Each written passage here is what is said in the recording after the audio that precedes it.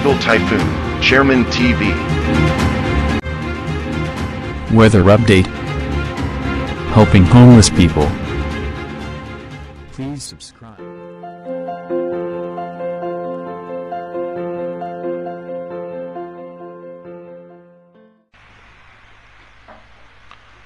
Magandang gabi po. Ito po ang latest update natin para nga po dito sa minomonitor natin na ngayon nga po ay si Typhoon Carina. Patuloy nga po ang paglakas ni Typhoon Carina na ngayon nga po ay nasa eastern section ng Tugigaraw at tinataglay na nga po nito yung lakas ng 120 km per hour near the center at meron po yan gustiness na aabot ng 150 km per hour. Ito nga po ay bahagyang nagbago pa yung kanyang direksyon at moving north-northeastward yung kanyang direksyon.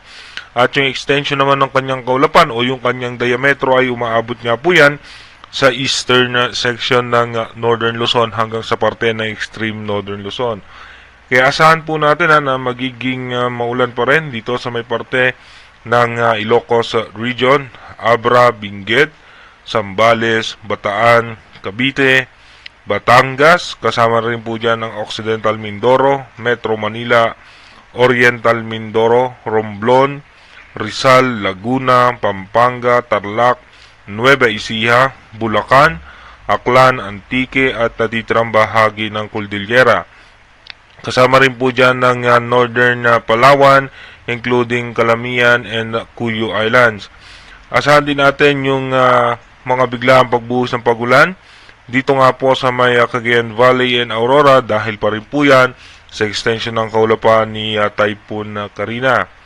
Dito naman sa may parte ng Bicol Region, Negros Island, sa may Zamboanga Peninsula, Quezon, Northern Samar, Basilan, Sulu, Tawi-Tawi at natitirang bahagi ng Mimaropa at ng Visayas ay apektado pa rin po yan ng southwest monsoon o nung hanging habagat.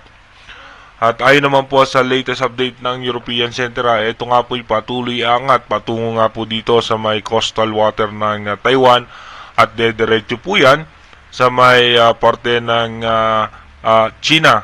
Iba yung pag-iingat at paghahanda sa ating mga kababayan dahil posible nga po tayo makaranas ng mga pagbaha at pagguho ng lupa dahil nga dito kay Typhoon Carina na pinapalakas nga po niya yung habagat na patuloy nga po na nagpapaulan ngayon sa malaking bahagi ng Luzon.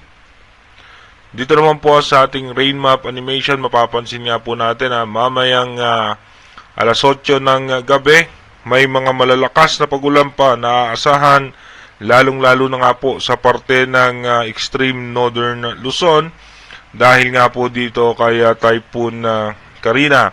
Asahan din natin makakaranas pa rin ng mga pagulan ng Ilocos Region, kasama pa rin po dyan ng Central Luzon, Metro Manila, Southern Luzon, pero dito naman po sa may Visayas, Mindanao at sa Palawan, asahan naman natin yung makulimlim na kaulapan. Pagdating naman po ng alas 10 ng gabi mamaya, patuloy pa rin nga po makakaranas na pagulan ang halos buong Luzon.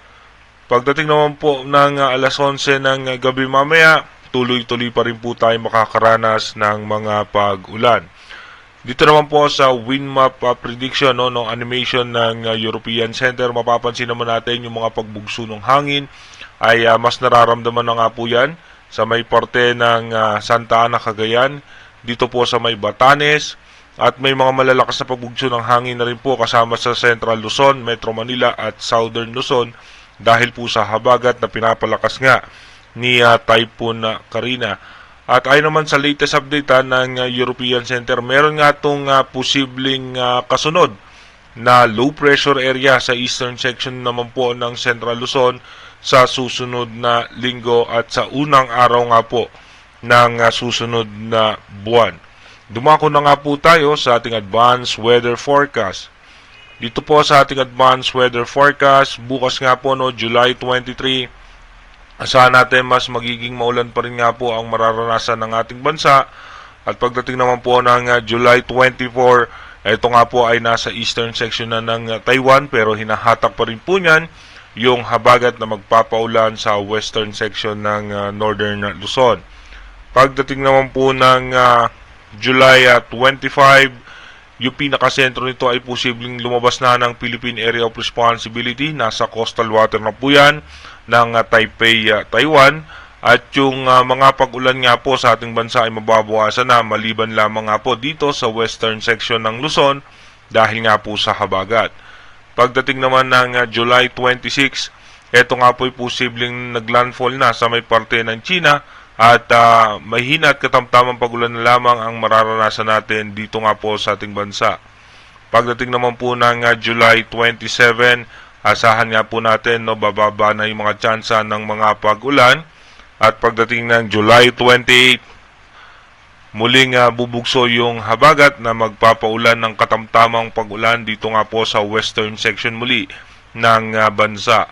At pagdating naman po ng July 29, magkakaroon tayo ng cloud cluster o kumpulan ng kaulapan dito nga po sa eastern section ng Visayas. At pagdating naman ng July 30,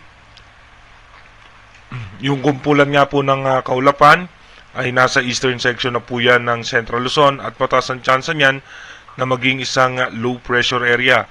At pagdating naman po ng August 1, yung low pressure area ay magpapaulan po yan sa Bicol Region, Visayas at maging dito nga po sa may Mindoro provinces. Pero again na inuulit nga po natin, yung ating advanced weather forecast is possible scenario pa lamang po yan. Malaki pa rin po ang tsansa na magbago yan.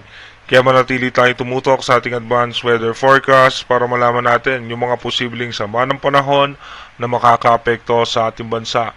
Mag-iingat po tayo palagi. God bless po sa ating lahat.